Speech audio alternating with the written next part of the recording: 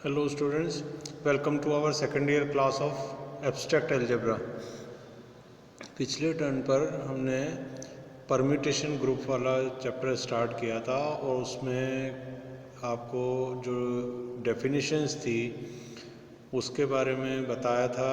कुछ डेफिनेशंस थी और एक मल्टीप्लिकेशन किस तरह करते हैं दो परम्यूटेशंस का वो आपको सिखाया गया था। जैसा कि पीछे ऊपर एग्जांपल आपको छोटा सा दिख रहा होगा, इसके बारे में भी अपन ने बात की थी कि एफ जी और जी एफ कैसे निकालते हैं और कम्यूट करते हैं जी एफ एफ, ये सब आपसे डिस्कस पहले कर चुके हैं। तो आज अपन जो है कुछ और डेफिनेशंस जो हैं परम्यूटेशन से रिलेटेड उनके बारे में बात करेंगे। तो देखें बच्चों, पहले जो डेफिनेशन आज के लेक्चर की है डेट इज़ दो क्रमचयों की तुल्यता, इक्वलिटी ऑफ टू परम्यूटेशंस। तो देखें, डेफिनेशन वर्ड टू वर्ड लिखनी तो हमको वैसे ही चाहिए जैसी लिखी हुई है, और अगर हम डेफिनेशन को समझ लेते हैं रटने की बजाय समझ के अगर लिखते हैं तो ज़्यादा अच्छा लगता है, खुद को भी कॉन्फिडेंस फील होता है और चीज़ भी समझ में आती है। तो मेरा कहना ये है कि डेफिनेशन जैसे लिखी हुई है, वर्ड्स तो ज़्यादा आपको इधर से उधर नहीं हिलाने इसके, वर्ड टू वर्ड तो वैसे ही कोशिश करनी है आपको लिखने की। पर ख़ास चीज़ क्या रहेगी? ख़ास चीज़ ये रहेगी कि डेफिनेशन को अपन समझेंगे, जो भी डेफिनेशन इसमें आ रही है। तो देखें, इक्वलिटी ऑफ टू परम्यूटेशंस के बारे में क्या कहा गया है। माना एफ तथा जी है ना, एफ तथा जी क्या है? कोई दो समान अशांक यानी डिग्री एन के क्रमचय, इसके बारे में भी बात की थी अपन ने, डिग्री के बारे में क्रमचय जो कि एन अवयवों के परिमित समुच्चय एस पर परिभाषित है। और ख़ास बात क्या है कि ये जो क्रमचय हैं ये एन अवयवों के परिमित समुच्चय, एन अवयव, जैसे ऊपर देख रहे हैं ना आप, ये वाला एग्जाम्पल था, इसमें अवयव क्या क्या थे? इसमें अवयव थे 1 2 3 4, ठीक है। तो एन अवयव हो गए, उन पर परिभाषित है, तो परिमित समुच्चय एस पर परिभाषित है। परिभाषा अनुसार इनमें से प्रत्येक समुच्चय एस के स्वयं पर एकाकी तथा आच्छादक प्रतिचित्रण है। फिर परिभाषा क्या कहती है कि प्रत्येक ये जो परम्यूटेशन बनता है ये क्या होता है? सबसे पहले जब अपन ने डेफिनेशन दी थी तो अपन ने ये क्या था कि ये 1 1 ऑन टू मैपिंग होती है स्वयं की स्वयं पर, from the set S to the set S. क्या क्या है? 1 1 और ऑन टू मैपिंग है, ठीक है। तो इसको क्या बोलते हैं हिंदी में? एकाकी आच्छादक प्रतिचित्रण। प्रतिचित्रण का मतलब फंक्शन। सुस्पष्टतः एस ये क्रमचय तुल्य होंगे यदि वे प्रतिचित्रण समान है। ये जो दो हमारे पास प्रतिचित्रण है एफ और जी, इनसे रिलेटेड जो परम्यूटेशन है वो तुल्य होंगे, इक्वल होंगे यदि एफ एक्स बराबर g x for all x belonging to the set S. समझ में आई बात? क्या कहना चाह रहा है ये कि दो परम्यूटेशन एफ और जी, अब एफ अलग से क्या है? एक फंक्शन है फ्रॉम एस टू एस, और जी भी ऐसे ही।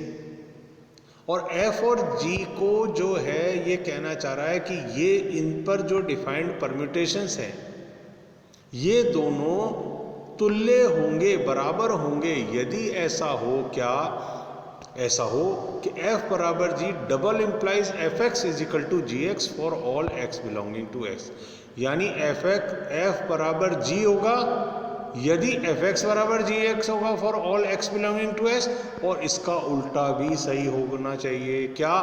एफ एक्स बराबर जी एक्स यदि है तो एफ बराबर जी होगा। अगर ऐसी कंडीशन होती है तो हम कहते हैं कि ये दो जो क्रमचय हैं ये तुल्य हैं, दो क्रमचय जो है आपस में इक्वल हैं, ठीक है। तो एक साथ ये डेफिनेशन हो गई। इसके बाद अगली डेफिनेशन जो आती है वो आती है क्रमचय। बहुत इंपॉर्टेंट डेफिनेशन है, बहुत अच्छी तरह अपन इसको करने की कोशिश करेंगे। आप समझते चलें क्या कहा जा रहा है इसमें, कि क्या बात कही है अपन ने, ये तत्समक क्रमचय, आइडेंटिटी परम्यूटेशन। अब आइडेंटिटी परम्यूटेशन क्या होता है उसके बारे में बात कर रहे हैं। तो सबसे पहले देखें आइडेंटिटी ग्रुप में क्या होती थी। ग्रुप की आइडेंटिटी अपन ने ई से शो करी थी, और इसमें क्या खासियत होती थी कि ए ई बराबर ई ए बराबर ए, यही होता था, ये आइडेंटिटी थी ई। इसको चाहे राइट में गुणा करो, किसी ऑपरेट करो किसी एलिमेंट के, या लेफ्ट में ऑपरेट करो, कोई फर्क नहीं पड़ता, एलिमेंट वैसा का वैसा मिल जाता। एक तो ये था आइडेंटिटी। तो आइडेंटिटी परम्यूटेशन के बारे में क्या कहा गया है, ये कहा गया है कि आइडेंटिटी परम्यूटेशन इस तरीके का, यदि परिमित समुच्चय S, ये हमेशा एक सेट एस डिफाइन होगा, कितने अवयव हैं इसमें, x1 x2 up to xn है, का एक क्रमचय इस प्रकार हो, क्रमचय किस प्रकार हो कि अवयव का प्रतिचित्रण स्वयं पर हो। अब प्रतिचित्रण स्वयं पे हो यानी जो ऊपर भरा है वही इमेज उसकी आगे मिले, जो ऊपर भरा है बी इमेज भी बी मिले, जो ऊपर भरा है सी इमेज भी सी मिले। मतलब अगर अपन इसको देखना चाहें तो अगर सेट एस और एस अपन ने डिफाइन कर रहे हैं और यहाँ पर ए बी और सी तीन एलिमेंट हैं, यहाँ भी ए बी और सी एलिमेंट हैं, तो ए की मैपिंग ए पे होनी चाहिए, बी की मैपिंग बी पे होनी चाहिए और सी की मैपिंग जाके सी पे होनी चाहिए, किस फंक्शन एफ के तहत।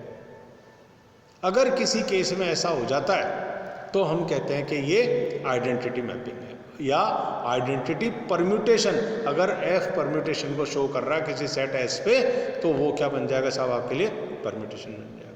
तो क्या कहा गया इसमें, अर्थात ये कहता है क्या, देखें आप कि एफ एक्स बराबर एक्स, एफ एक्स क्या है, बराबर x for all x belonging to X, यानी अगर फंक्शन में एक्स भरे तो बाहर भी एक्स मिलना चाहिए अपने, और किसके लिए, फॉर ऑल, सारे एक्स जो कि लिए जा रहे हैं किस में से, एस में से लिए जा रहे हैं। तो ये बन जाता है साहब आपका आइडेंटिटी परम्यूटेशन। तो अगर ये वाला है ए एस बराबर ए बी सी है तो तत्समक क्रमचय क्या बनेगा, ए पे बी बी पे और सी सी पे, ये इसका आइडेंटिटी परम्यूटेशन होगा। ठीक है, फिर उसके बाद एक चीज आती है जिसको बोलते हैं क्या, इनवर्स ऑफ परम्यूटेशन।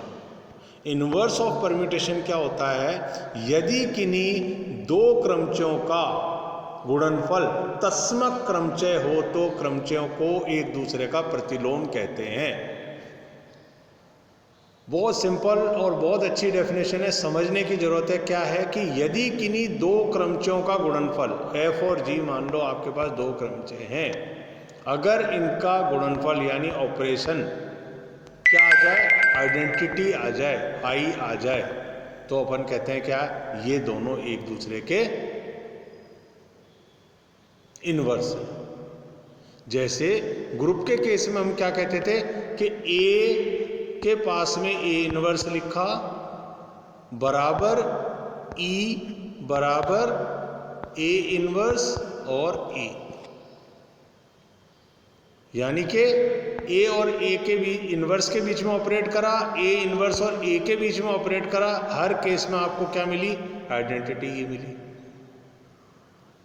ठीक है, तो वैसे ही इस वाले केस में आपके लिए क्या हो रहा है साहब, इसमें ये हो रहा है कि अगर ये और ये दोनों क्रमचय जो इसने एग्जाम्पल लिया है, इनका अपन गुणनफल निकालें तो हमको ऐसा मिल जाएगा बिल्कुल, जो ऊपर लिखा है 1 तो नीचे 1, ऊपर 2 तो नीचे 2, ऊपर 3 नीचे 3, ऊपर 4 तो नीचे 4, ये मिल जाएगा।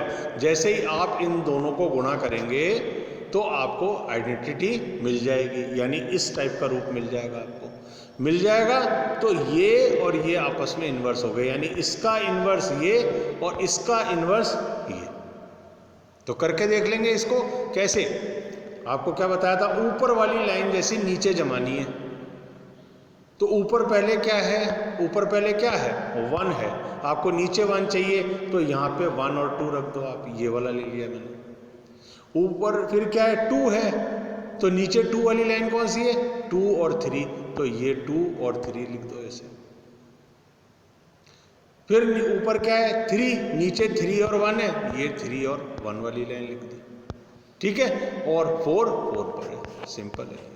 अब ये इसकी ऊपर वाली और इसकी नीचे वाली सेम हो गई, तो क्या मल्टीप्लिकेशन हो जाएगा, ये 2 3 1 4 तो ऊपर चला जाएगा, 2 3 1 एंड 4 यहाँ चला जाएगा, और नीचे भी 2 3 1 4 लिखा है, तो 2 मैप हो गया 2 पे, 3 हो गया 3 पे, 1 हो गया 1 पे, 4 हो गया 4 पे। तो ये क्या बन गया सब आपके लिए, आइडेंटिटी इनवर्स बन गया। यानी इसका इनवर्स ये है और इसका इनवर्स ये है, ये इनवर्स की डेफिनेशन है।